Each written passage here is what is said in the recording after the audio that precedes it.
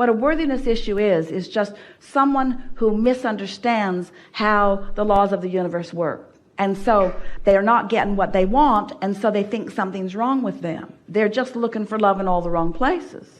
Or they're just not understanding that they are vibration. Or, do you know what the dominant reason for anyone who has a worthiness issue is? They have plenty of negative emotion and they're willing to put up with it. And the only reason that anybody would be willing to put up with negative emotion is because they don't know where it comes from or why they've got it. So you could cure unworthiness in a few minutes with anybody, with everyone, if you could just convince them that the reason that they feel that feeling of unworthiness is because Source is rooting for them and they are rooting against themselves. But it's just a habit of thought. It's just a habit of talking in opposition to what you want.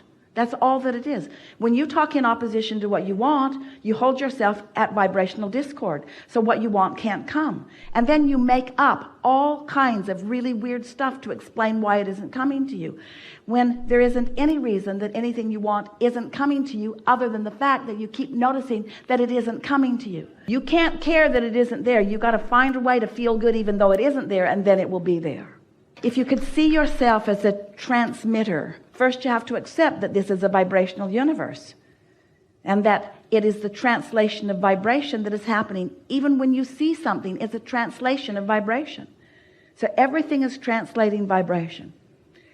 Vibrations are all being managed by law of attraction. You get what you think about. In other words, these are just the basic precursory things that must be understood by anyone. When you focus upon what you want and it feels good, there's no split in your vibration.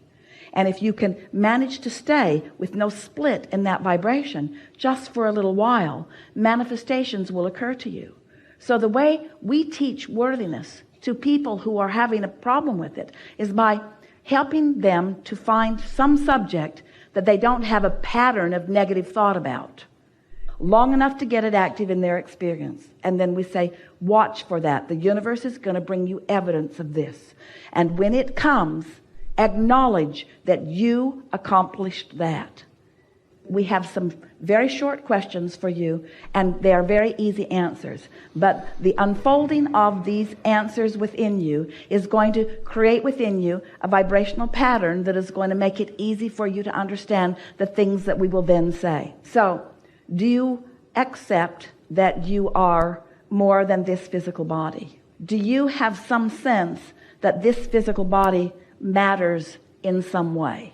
So, would you even say that you accept that you are here for a reason?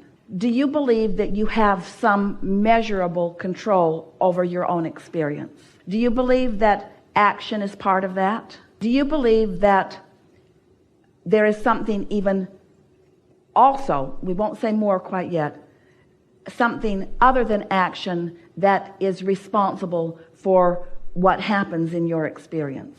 Do you believe that you came with the intention of having choices about your life experience? Do you think that your life experience has served you well in helping you to discover what you like and don't like about this experience? Do you believe that you have a reasonable ability to focus your thoughts?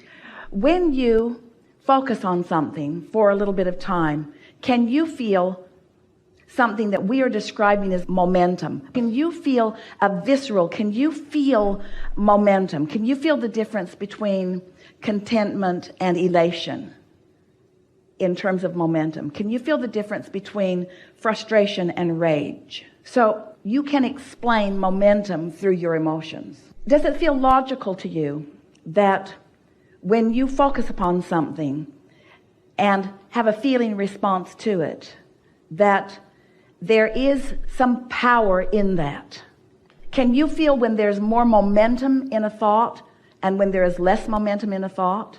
Does it feel logical to you that a more momentous thought would have more power, more manifesting power?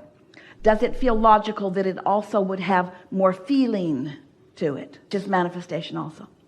Does it seem logical that if you are consistently offering thoughts about what you want and not offering contradiction about it, that more momentum about what you want would occur and there would be more emotion about it.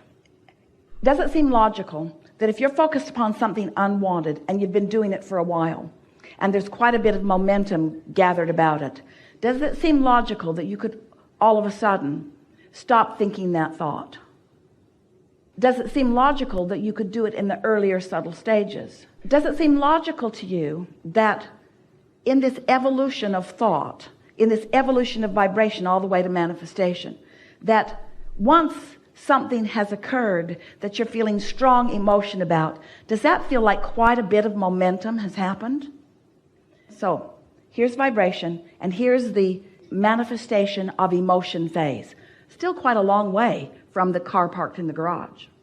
As you are focused upon this emotional manifestation, does it feel to you that you can discern the difference in stronger momentum and faster momentum and slower momentum? Does it seem logical to you that if you are sensitive to your vibration, in other words, if you care about how you feel, does it feel logical to you that when that emotion begins and it feels a little off to you, that if you could change your focus right then and there, that you could keep that momentum from taking hold? Because we want to say to you, once strong negative momentum is underway, and to the point that you're feeling strong negative emotion, you are very short before you're going to be to a manifestation that you don't like. Does that play out in your own experience that you've lived? And in like manner, when strong positive emotion is experienced, it's a very short time span between full manifestation playing out. So, does it feel logical to you that if you keep finding yourself in an emotional place or a fully manifested place that you don't want to be, that the solution to that is just care more about how you feel and catch it at the earlier subtle stages? Don't wait until you're into anger or into an experience that is negative and then try to do the work. That's not the time to do the work. That's the time to take a nap. That's the time to use any form of distraction that you can. That's the time to move yourself as best as you can away from the condition that seems to be the inspiration for the strong negative emotion. Sometimes the easiest path of least resistance is to move yourself away from the condition that keeps being the inspiration for the negative emotion. Does that make sense to you? Path of least resistance says when you're taking a path somewhere, do you get on the highway that is the bumpiest? Oh yes, I think I will get on this bumpy road. I think I will get on this really bumpy road. Why? Because I want to prove my worthiness. I want to prove my ability to endure the things that don't feel good. Isn't it interesting how this all ties together? It's like you're trying to prove that you're tough enough to endure the things that you do not want. And this has nothing to do with path of least resistance. Path of least resistance says, make yourself comfortable. Path of least resistance says, do anything and everything that you can to hold yourself in the vibrational frequency of feeling good. Because it is only when you feel good that you are in the vibrational frequency that allows you to be the translator of the things that are good to you. You see what we're getting at? Do you feel how that all ties together? If you care about how you feel, you might make one decision. If you care about how somebody else is perceiving it, you're likely to make another decision. And so many of you have been trained to provide the service for the others. So you disregard the early subtle stages. You disregard it even when the stages get bolder. You disregard it. You endure it. You buck up. You persevere. You push through. And then you wonder why things aren't going as well as you'd like it to. And we say, because you've practiced suffering. You've practiced suffering. You've practiced becoming vigilant and valiant and tough. You've practiced ignoring your guidance system. You've been practicing the path of most resistance for a really long time. And then when you get to some place that you don't want to be, then you say, oh, well, I'll just do a focus wheel. I'll do a process. And we say, make it easier early on. Take the path of least resistance. If something doesn't feel good to you, Don't turn the television program on that upsets you, and don't call the person that is unpleasant to talk to, and don't spend your time doing things that don't feel good. Give yourself the vibrational opportunity to connect with who you really are and then move forward. And what you're going to begin to discover is the more you clean up your vibration, there are going to be people around you that say, hey, I haven't been seeing as much of you. And say, I know. Because it's easier for me to love you from a distance. And loving you is what I want more than life itself, because it is life itself, you see. And so once you decide that you're going to care about how you feel, what's going to begin to happen is you're going to click into that broader perspective, and then worthiness just becomes a non-issue.